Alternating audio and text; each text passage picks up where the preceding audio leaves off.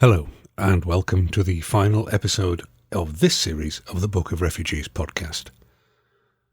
In this series of the podcast, we've explored the profound and complex world of asylum, refugees, and immigration. Today, as I close this series, I'd like to reflect on the incredible stories, challenges, and moments of hope we've uncovered together. It's been a journey from the personal to the systemic, from heartbreak to resilience. Over the past episodes, we've dived into so many facets of this topic. We've explored the chaos of fleeing conflict, like Carla, who escaped the Yugoslavian wars of the 1990s, carrying her life in a suitcase while grappling with the loss of her language.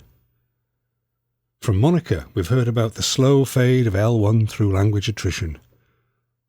Marina told us what it was like having to leave Ukraine after the Russian invasion, as well as how her son experienced language attrition and how she set about preventing this. Alice told us about the potential pitfalls of interpretation in the UK asylum system, where a single mistranslation can change a life. Martin helped us navigate the maze of immigration law, which can feel like a wall or a bridge, depending on the day. And we've celebrated Bright Spots, the Common Ground music project that gives refugees a voice. Mary told us about the students defying odds to pursue degrees with the University of York University of Sanctuary programme, and Paul told us of York's inspiring work as a city of sanctuary. Let's take a moment to connect the dots.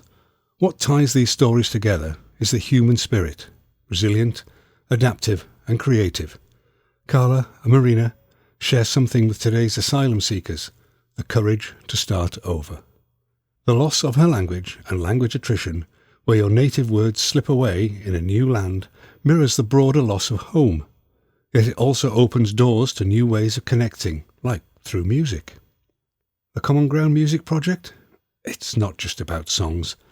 It's about reclaiming identity and community through creativity.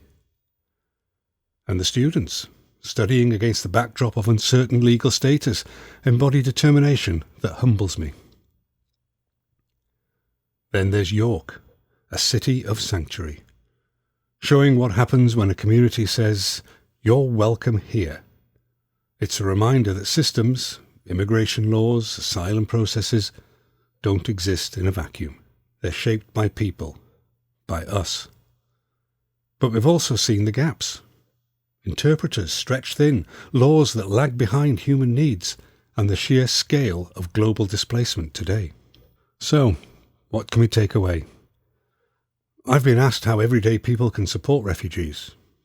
Maybe get involved locally, volunteer with sanctuary programs, tutor language classes to ease attrition, or support arts initiatives that amplify refugee voices. Do I see any hopeful developments, despite all the negative views of immigration presented in the media at the moment? Before I started this podcast, I will admit I didn't. But now I see hope in the communities like the university and the City of York, and the growing push for fairer laws. As we close, I'm left with this. Every story we've shared, from a 1990s refugee to a student in 2025, matters. These aren't just headlines, they're lives. My call to you is simple. Keep listening, keep learning, keep acting. Check out organisations like UNHCR, local sanctuary networks or refugee art programmes.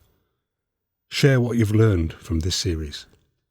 I hope you've enjoyed listening to the first series of the Book of Refugees podcast, and we'll be back with the second series in early 2026. I hope you will join me then. I'd just like to say thank you to all my guests and to you for listening and for being part of the Book of Refugees. If you would like to know more, search for the University of York Book of Refugees. Finally, I'll sign off with gratitude and a challenge. Let's keep building a world where refuge is not just a word, but a promise. Thank you for listening.